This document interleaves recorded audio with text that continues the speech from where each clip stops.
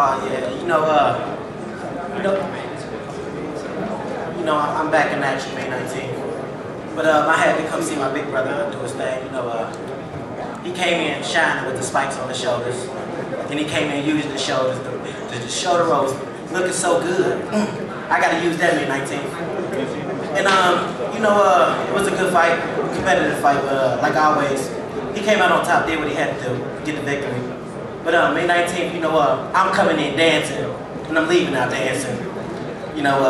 Put some hands on this guy. No homo. That's what I do. That's what I do. I'm in the hurt business. That's what I do. But fresh, fly, flashy. What can I say, man? This is the lifestyle I asked for, and I got it. And I'm gonna work hard. So everybody support me. May 19th, Mandalay Bay. I'm knocking somebody out. What a nice guy, by the way, Justin Bieber. I mean, so polite, really, that was terrific. Yeah, 20, I mean, I got today, Mark Taffet from HBO pay-per-view, who couldn't be here because he had eye surgery. He's been at home all week and sending me like daily, like almost hourly updates. And today he sent me one. He says, well, within the last 2 hours, we got a combined 114 million Twitters. I said, what do you mean? He says, well, Justin Bieber tweeted and 50 Cent tweeted, and he added up all these Twitter followers, and it amounted, based on Taffet's calculation, to 114 million, exposure to 114 million Twitter followers. So amazing. And to have people like that engaged and be involved in the sport, and walking in and afterwards in the ring, I think that's great. And that's what Floyd Mayweather brings to the table, beside his amazing skills.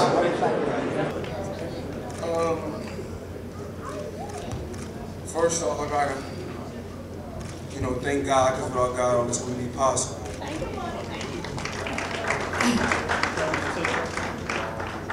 I know my voice kind of hoarse. Tough fight, what else can I say? Tonight we gave the fans what they wanted to see. Blood, sweat, and tears. That's what it's about. Matching the best with the best. Cotto, tough competitor. Very, very tough competitor. He won some rounds. He was tough. And I knew this guy wasn't going to lay down. But I had a tremendous training camp. I had guys that pushed me to the limit, and that's what it's about, pushing yourself to the limit. And the media, you guys were great. And all the different outlets that covered this fight, thank you. All the fans that flew out, and everyone that flew out, thank you. The fans, that came to the gym every day and supported me, thank you. 16 years, what else can I say? 16 years. CEO of Mayweather Promotions, let him talk. Let some other people from my team talk and say what they got to say. My team has been unbelievable. What else can I say? Love you. Love you too.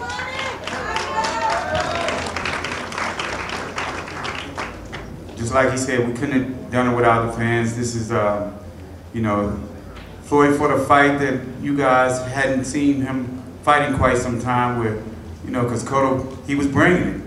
And we knew, we knew coming into the fight. That's why we brought in a bunch of young, talented guys for Floyd to work with.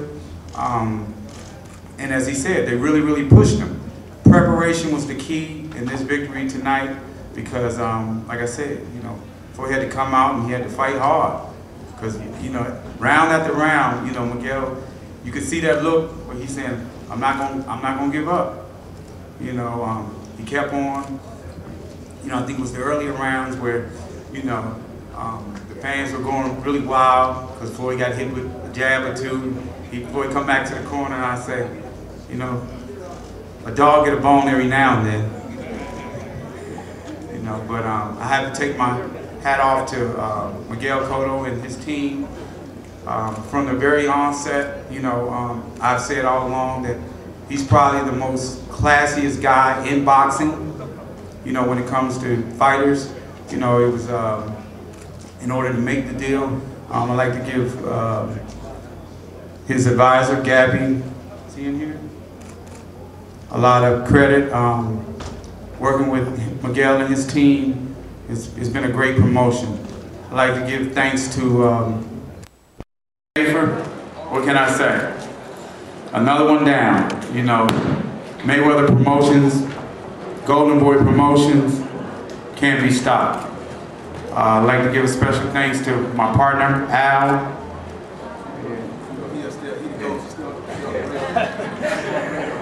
And the money team. You know, okay.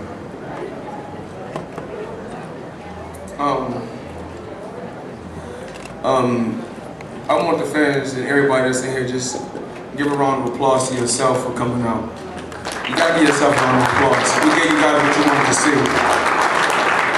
You know, I wasn't Floyd Mayweather that was backpedaling, which I could have just outboxed him and moved and made it a boring fight, but you guys, it's a recession. You guys spend your hard-earned dollars to come see me. So, I said, fuck it, let me give you guys what you want to see.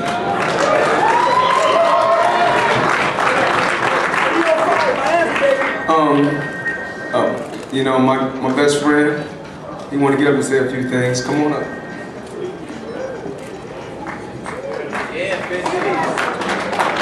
This is really exciting. I had an opportunity to be with Floyd the first night that he started training. We was actually in Orlando, and it was All-Star Weekend, and he decided that he just was going to start that night, so he went out and ran 6 miles that night.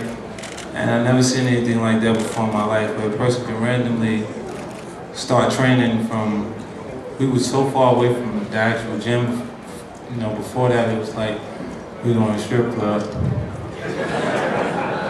Yeah, well, we're gonna have a good time. It's All-Star Weekend, and then it just snapped into, you know, him preparing for this actual fight. And he showed a lot of focus, extreme discipline during this camp.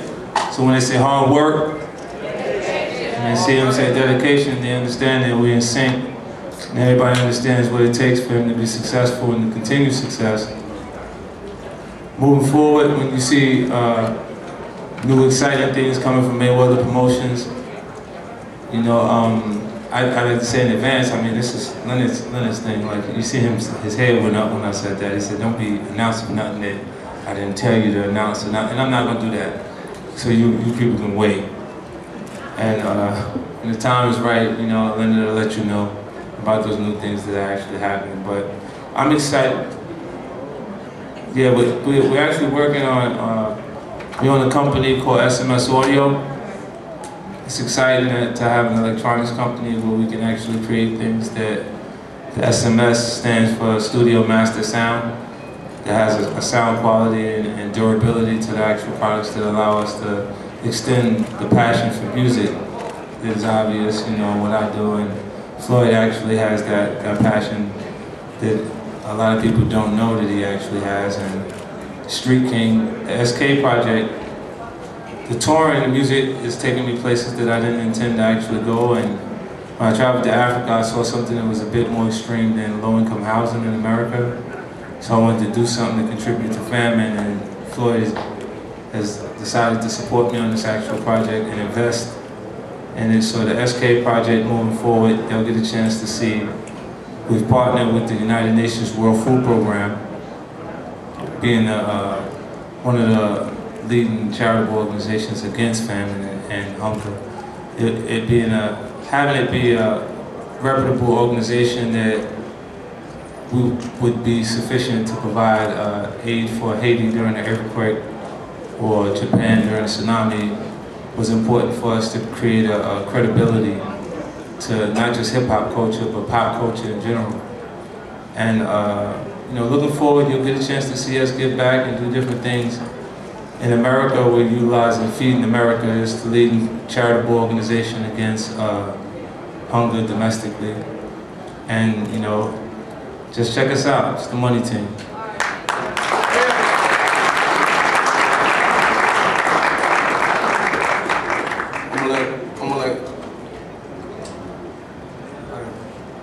before I let the media ask questions, I want Leonard to kind of let you guys know what we have been doing, you know, for the American citizens. You know, a lot of times you guys, you know, see 24/7 and you just see the part where we, of course, trash talking and using profanity and being kind of wild, but at the end of the day, we're still professionals, you know, but it's entertainment. You must watch TV, you know.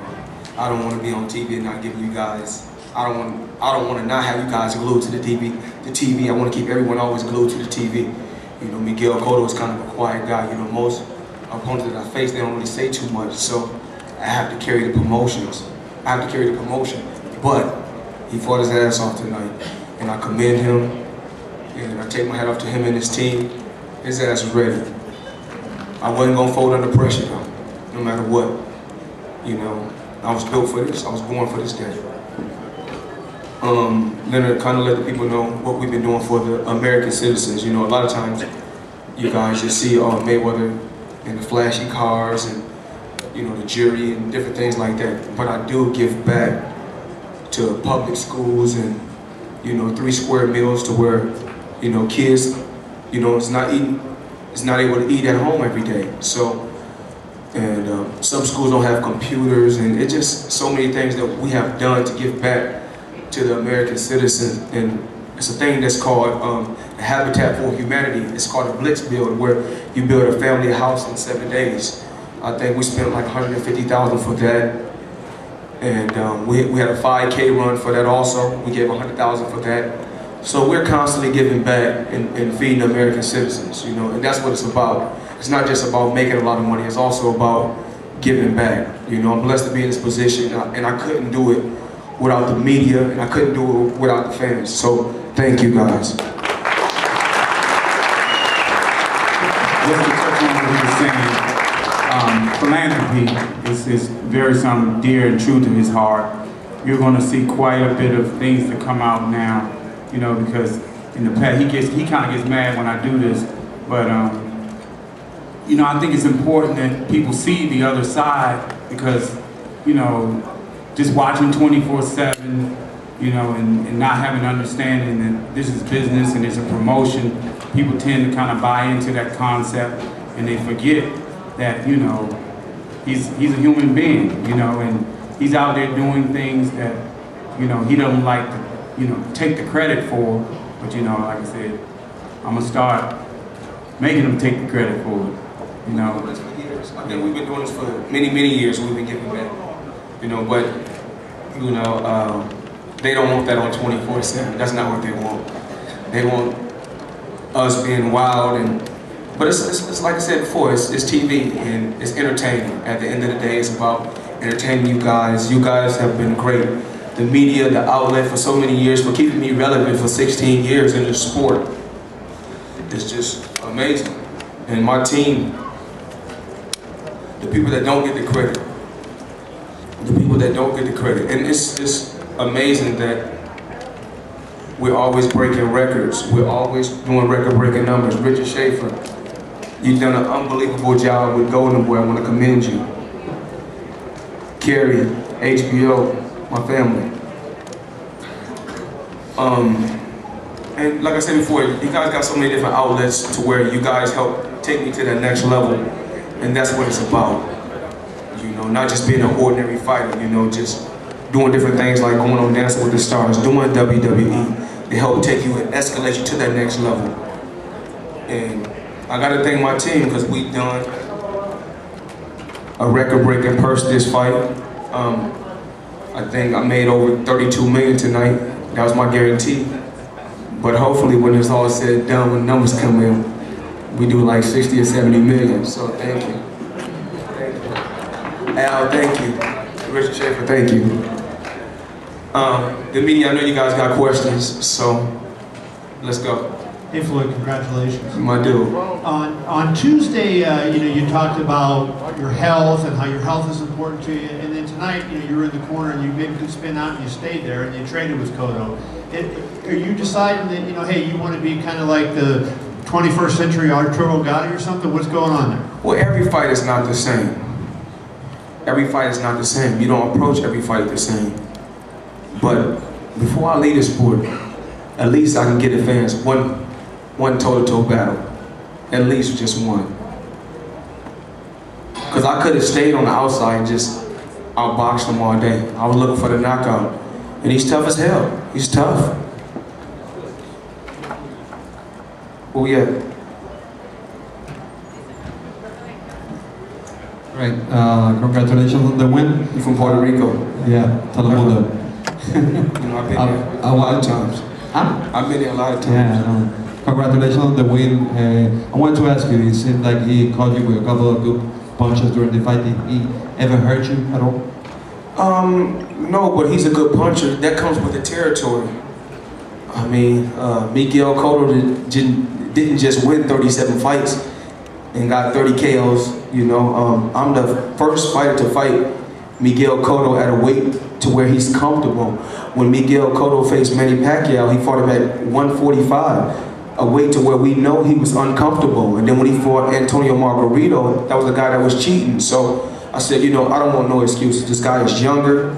He's comfortable at 154. So let's make it happen. Actually, I came into the fight tonight weighing 147. So I was 4 pounds lighter than I was yesterday. Floyd, 50 Cent told us about the night when your training camp started with a 6-mile run. Can you talk about your approach at the start of this training camp? Was it any different to previous camps? I was just, you know, normally me, myself, I box all the way until Thursday, until the day of the weigh-in, because I want to stay sharp. But I was kind of sick and I was having hand problems. So I said, you know what, I'm gonna take I still was training in the gym, but I was using my hands real light. I didn't get to box the last week like I wanted to. So, you know, things happen, but the main thing is we got the victory tonight, and that's the most important thing. Floyd. Dave Mayo, I know your voice. Oh, you're right over here. You've been doing me since 1987. But you can put it a different way, but yeah.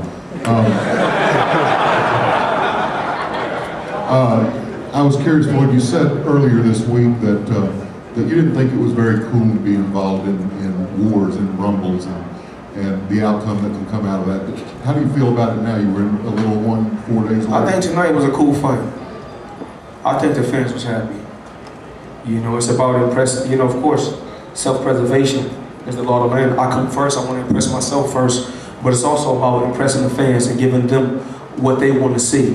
You know, it's lights, cameras, action. When it's light, camera, action, it's time to perform, and that's what I did tonight. Floyd, what about the hands? Sorry, follow-up. What about the hands? When did that start? There were some rumors about it, I guess. It really wasn't no rumors. It's just that, you know, at our gym we call it the doghouse, and some of the guys is up here behind me. Some of the guys that I work with in training camp, you know, E.J. Smith, you know, Tough as Nails, and we got a lot of champions that we're working with right now. And we got a lot of young champions that we're signing. We're ready to take them to that next level because, like I said before, my relationship with HBO is unbelievable. And if I want to get you on TV, you will be on TV. And hands, you know, comes with the territory.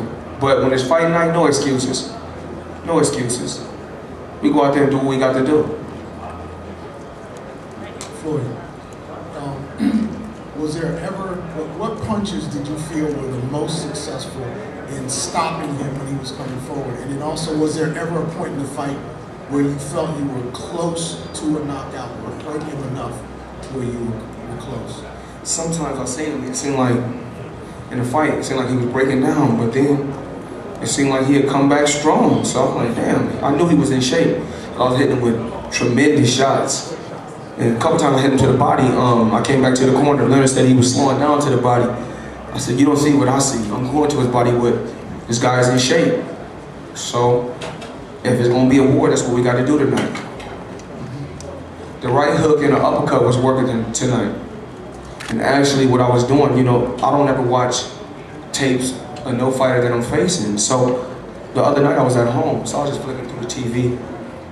And I seen him fight, I seen the Shane Mosley fight. I caught the few rounds, and I seen Shane was using the right hook. So I said, you know what, you know, that's gonna be my money shot. Not the left hook, but the right hook. Because in today's time, you don't really see fighters throwing right hooks. So I said, that's the shot I'm gonna use. And then in the Zab Judah fight, I can remember Zab Judah hit him with an uppercut and kind of buckled him. So then I said, okay, I'm gonna also mix the uppercut in there. You know, in the later rounds, I want to mix the uppercut in with the right hook. Floyd, normally after a fight you take a vacation. There's two parts to this question. One, given your situation, your legal situation, can you take that vacation, even though it might be a brief one? And two, you said last week that you plan to fight again this year. And given how tough a fight this was tonight, will you have enough recovery time physically with everything you've been through tonight to fight again this year? You know, everybody knows about my situation, June 1st. I mean, it's just an obstacle that's in my way. You know, only thing that I can do June 1st is when I go away, only thing I can do is make me stronger as a person and say to myself, you know, next time you're faced with that situation, approach it in a different way. You know, when it's all said and done, man can't judge me, only God can judge me.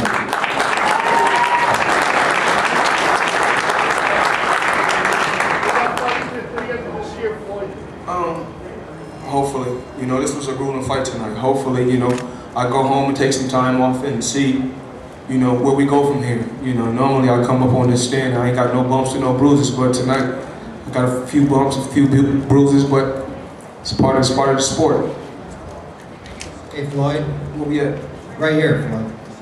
Okay. You talked a little bit after the fight about Pacquiao. Could you expand on that a little bit? Well, you know, I'm just really tired of the media and the people being fooled.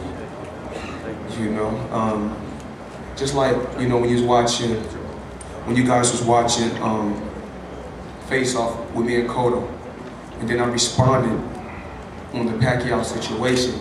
You know what they do is they chop and paste interviews like they want to do it. See, the fans and the people don't understand this. They chop and they paste and they do interviews like they want to do it, and they only show what they want to show. The truth is, Bob Arum is not going to let the fight happen. It's not on me. You know, I went to Pacquiao and I offered him $40 million. I called him and talked to him direct. I offered him $40 million. I told him I would wire him $20 million within 48 hours. He turned me down. He basically said 50-50. And I'm more like, how can you ask for 50-50 and you're not doing the same numbers that I'm doing? At first, if you go back and read the article, he said he'd do it for less. Then it was like, I don't want to take the random blood and the random urine. So it's just been a problem, you know, trying to make this fight. And the fans and the public is being fooled. Bob Arum is not going to let this fight happen. So once he's free from Bob Arum, will the fight happen? Absolutely. But as of right now, he's with Bob Arum, so the fight is not going to happen. Bob Arum is worried about making money. He don't really care too much about the fighter. You know, these fighters that signed to me, I care about the fighter making money because this sport is grueling. This sport is rough and tough. This is not an easy sport. Can you also talk about making up with Larry Merchant? Larry Merchant, you know, things happen, and me being a bigger man, I just apologized and said, you know, hopefully we can, you know, have a better relationship in the future. You know, I apologize for, you know, what I said, but sometimes anyone can get pushed to the limit. And I feel like I got pushed to the limit. And the only thing I wanted was my just due. It wasn't a crime to say. All I wanted to say was the last time was I just want to thank my fans for buying pay-per-view. I want to thank my fans for coming out and supporting me. That's all I wanted to say. But he kept worrying about, you know, other things. You know, about the Ortiz fight, kept asking me the same questions over and over again. So I got kind of upset, yes. Floyd, do you think that the nature of this fight can do anything to bring Pacquiao or Arum closer to you? I mean, just the fact that you did engage and maybe that's his type of style as well. It's not my fault. The Pacquiao Mayweather fight is not going to happen. I'm trying. This fight is not going to happen. Y'all keep asking the same question over and over and over again. It's not my fault. Mayweather Promotions, I run my company. He has a boss. Pacquiao has a boss. I don't answer to nobody. He has to answer to somebody. Someone gives him a date to fight. No one gives me a date. I make up my own date. It's Cinco de Mayo. It's my date.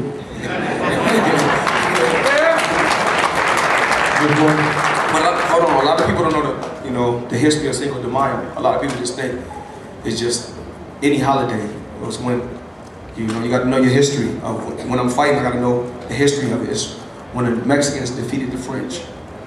The Mexicans defeated the French. So that's why it's such an important day. Definitely to my Hispanic fans, my Latin fans, you know, I love you guys, of course. Hey, Floyd, back here. Congratulations. Dan Raphael, ESPN. Thank you, Floyd. My question for you is, you talked a little bit, I think, with Dave's question about being, you know, in a brawl, a kind of a war for you tonight, a few bumps and bruises. And so when you're going through that, you say you want to give the fans the excitement. When it's happening, do you realize, because I was looking around, every single person in the arena was standing on their feet through, you know, at the end of every round, through many of the rounds, cheering, especially in the 12th round, which you were really kind of teeing off on Cotto, standing toe-to-toe and fighting. Are you realizing that you're in an exciting fight and that the fans are being very pleased while it's happening?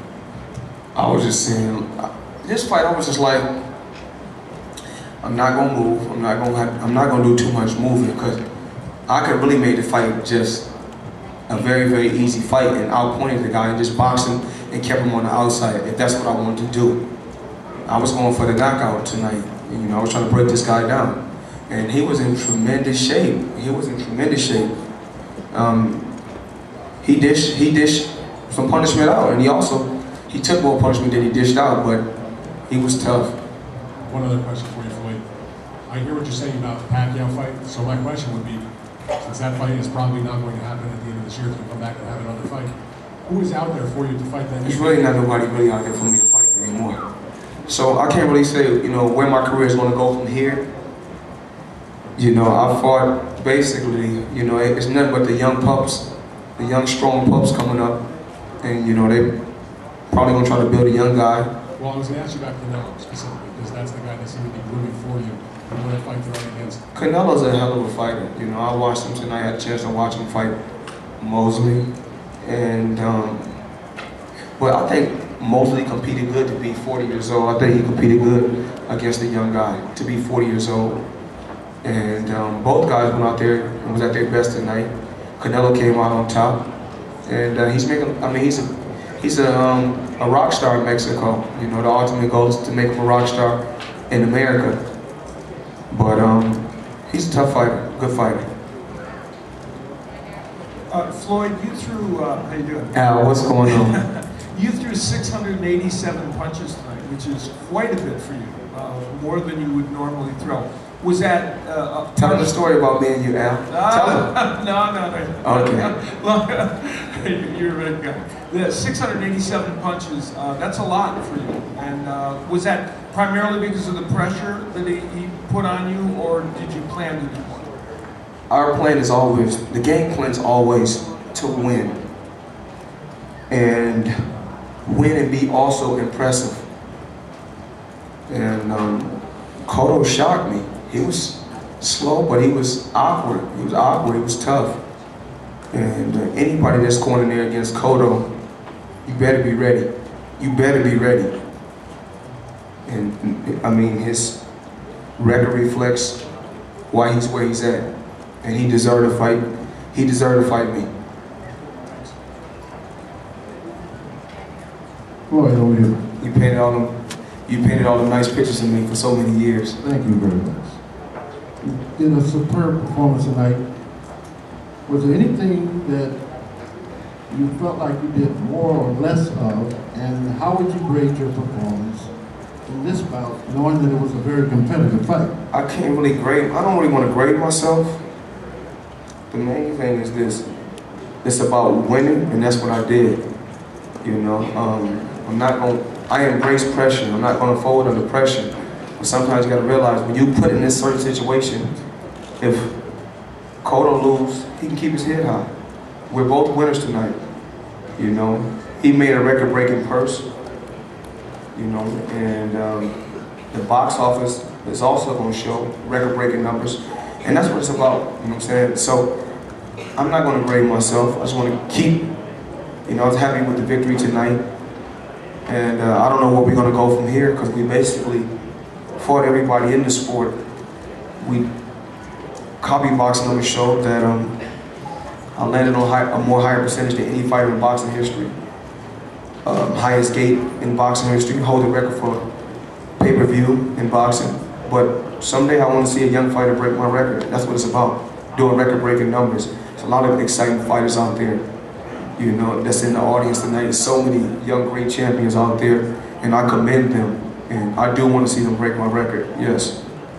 Floyd, if there's no one left for you, I mean, do you think you will return to boxing, or could this be it for you? I don't know right now. You know, I really don't know. You know, I go back home, sit down with Al, you know, sit down with HBO, sit down with my staff, and see where we go from here. You know, I don't have to fight if I don't want to, but, you know, and also, you know, I want to give thanks to my Uncle Jeff, you know, for being one of the best trainers in the sport of boxing. My Uncle Jeff Mayweather really don't get credit. And, you know, and of course, my Uncle Roger, got to take my hat off to him, Rafael Garcia, my team. I got to take my hat off to my team. You guys done a hell of a job.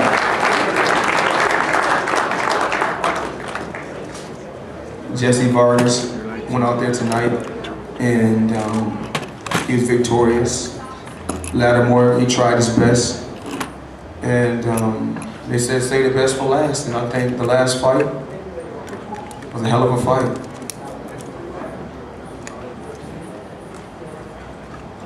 And I just want to thank everybody for coming out, and hopefully we can do it again one day. Thank you.